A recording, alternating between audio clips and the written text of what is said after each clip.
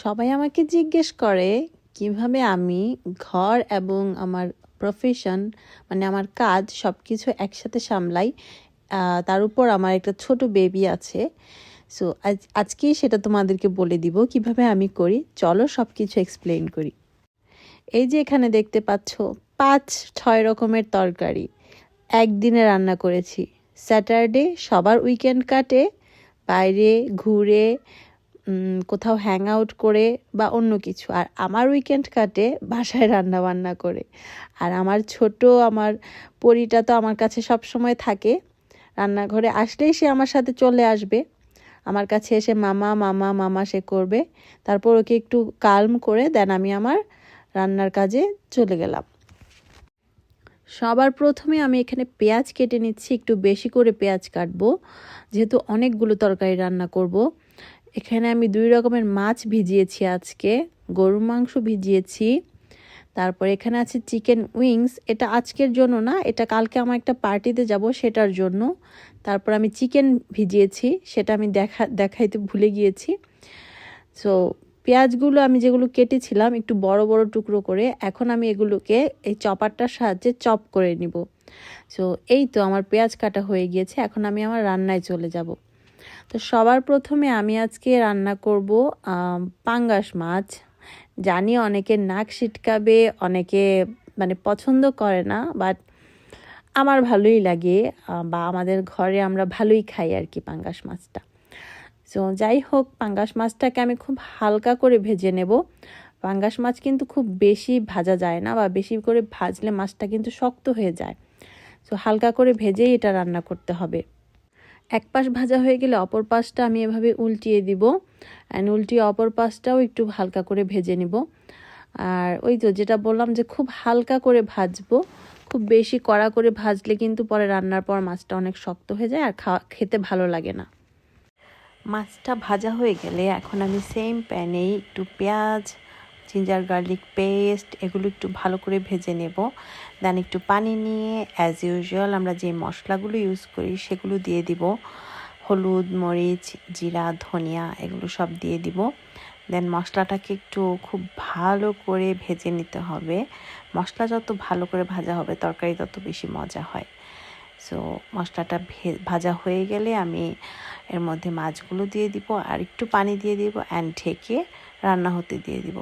That's it, মাছ ভুনা হয়ে যাবে। তারপর আমি আমার পরের রান্নায় চলে গেলাম। এখানে আমি গরুর মাংস নিয়েছি, প্রেশার কুকারে রান্না করব আজকে আমি এটা। সো গরুর মাংসের মধ্যে আমি মানে যা যা মশলা আছে সব দিয়ে দিলাম একসাথে। আর এটাকে আমি আলাদা করে কষাবো না, একসাথে বসিয়ে দিব টাইম সেভিংসের জন্য। সো তারপর আমি দিয়ে দিলাম আদা রসুন পেস্ট অ্যান্ড গোটা গরম মশলা, জিরা, ধনিয়া, হলুদ, মরিচ সব কিছু। অ্যান্ড পেঁয়াজ দিতে ভুলে গিয়েছিলাম, এন্ড মোমেন্টে মনে পড়েছে কি যেন দেই নাই, তারপর পেঁয়াজ দিলাম। সব কিছু ভালো করে মেখে আমি এটা চুলায় বসিয়ে দেব। দেন আমি আমার থার্ড রান্না শুরু করব। এটা আমি রান্না করেছি আজকে কোরজেট বা জুকিনি দিয়ে রুই মাছ। জুকিনি আর আলু দিয়েছিলাম, একটা আলু আর একটা জুকিনি দিয়ে করেছি, খুব বেশি দেইনি কারণ তারপরও তরকারি থেকে যায়, শেষ হয় না। তো যাই হোক, এগুলোকে এরকম লম্বা করে কেটে নিলাম। আর ওখানে আমার গরুর মাংস প্রায় হয়ে গিয়েছে, তারপর আমি আলু দিয়ে দিলাম অ্যান্ড ঝোলের পানি দিয়ে দিলাম। দেন আমি মাছটা রান্নায় চলে আসলাম। মাছটা আমি আগেই একটু ভেজে নিয়েছি, কারণ মাছ না ভেজে আমরা খেতে পারি না, কাঁচা মাছ আমাদের মানে ওরকম পছন্দ না আর কি। সো প্রথমে পেঁয়াজ ভেজে তার মধ্যে আদা রসুন পেস্ট দিয়ে হলুদ, মরিচ, জিরা, ধনিয়া এগুলো অল্প অল্প করে দিয়ে দিলাম। সব কিছু দিয়ে মশলাটাকে খুব ভালো করে ভাজা ভাজা করে নিব। আসলে আমাদের মানে বাঙালিদের রান্নার প্রসেস তো সবগুলাই একই রকম, আমার কাছে মনে হয় যে সেম মশলা, সেম সব কিছু, মানে সেম পদ্ধতি, জাস্ট তুমি কী দিয়ে রান্না করছো সেটা ডিফারেন্ট হয়। লাইক মাছ এভাবেও ভুনা করলেও একই মশলা দিতে হয়, আর তরকারি দিয়ে রান্না করলেও একই মশলা দিতে হয়, যে মানে একই সব কিছু, জাস্ট ইনগ্রেডিয়েন্টসগুলো ডিফারেন্ট আর কি। সো মাছটা আমার প্রায় হয়ে গিয়েছে। দেন আমি চলে আসলাম চিকেন রান্না করতে। এখানে আমি চিকেনের জন্য পেঁয়াজ কেটে নিচ্ছি। যে পেঁয়াজগুলো আগে আমি চপ করেছিলাম মেশিনে, ওগুলো শেষ হয়ে গিয়েছে। তো আমি আরেকটু চিকেন কেটে নিলাম, আরেকটু পেঁয়াজ কেটে নিলাম। তো পেঁয়াজটা কেটে আমি চুলায় পাতিলে দিয়ে দিলাম গোটা গরম মশলা সব কিছু, জিরা, এলাচি, দারচিনি, লবঙ্গ। তারপর পেঁয়াজ দিয়ে পেঁয়াজটাকে একটু ভালো করে ভেজে নেব। অ্যান্ড সেম প্রসেসেই রান্না করব, লাইক আদা রসুন বাটা, হলুদ, মরিচ, জিরা এগুলো দিয়ে। যাই হোক, যেটা বলছিলাম যে হ্যাঁ, আমি সব কিছু কীভাবে ম্যানেজ করি। আমার কষ্ট হয় না যে তা না, আমিও তো মানুষ।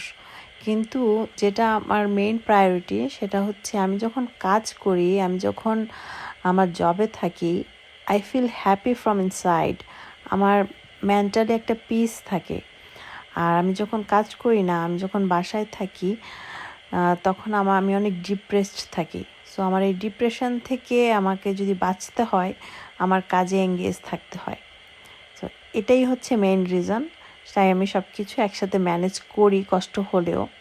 যেমন আজকে 6টা তরকারি রান্না করলাম, প্রায় 4 দিন 5 দিন তো চলেই যাবে। সো এই তো এভাবেই আমার লাইফ চলে, আমাদের লাইফ চলে। তো সবাই ভালো থেকো, দেখা হবে আমার নেক্সট ভিডিওতে। সে পর্যন্ত বাই।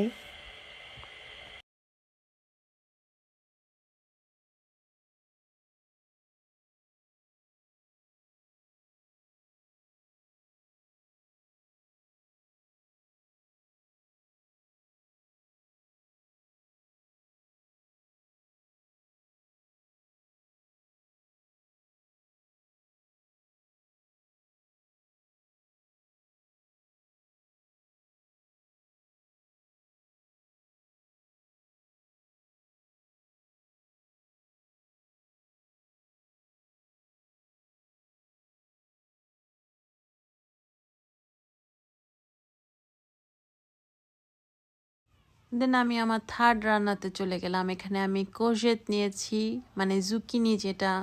তো কোরজেটটাকে আমি এরকম লম্বা লম্বা করে কেটে নিলাম। এটা দিয়ে আমি আজকে রুই মাছ রান্না করব, কোরজেট আর আলু দিয়ে রুই মাছ। তো এখানে একটা আলুও কেটে নিলাম, একটা আলু আর একটা কোরজেট, বেশি দিব না। এরকম লম্বা লম্বা করে কেটে ধুয়ে নিলাম। আর ওদিকে আমার বিফটাও হয়ে গিয়েছে। দেন আমি এর মধ্যে আলু দিয়ে দিলাম, ঝোলের পানি দিয়ে দিলাম। তারপর আমি ফিশটা রান্নায় চলে আসলাম। ফিশ রান্না আসলে ওরকম এক্সপ্লেন করার কিছু নেই।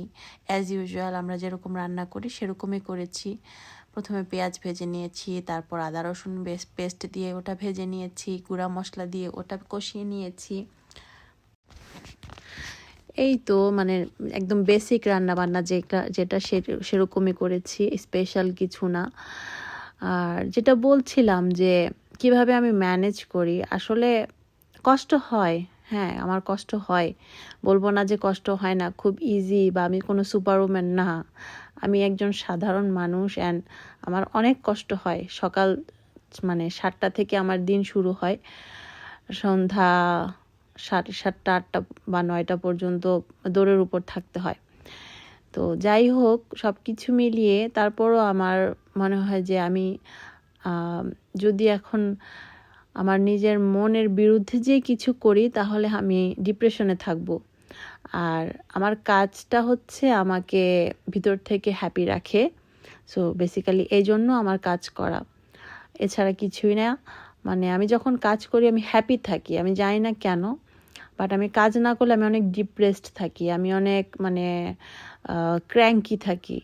সো আমার মনে হয় আমার কাজটা আমার মেন্টাল পিসের জন্য খুব ইম্পর্ট্যান্ট, এজন্য আমি কাজ করি।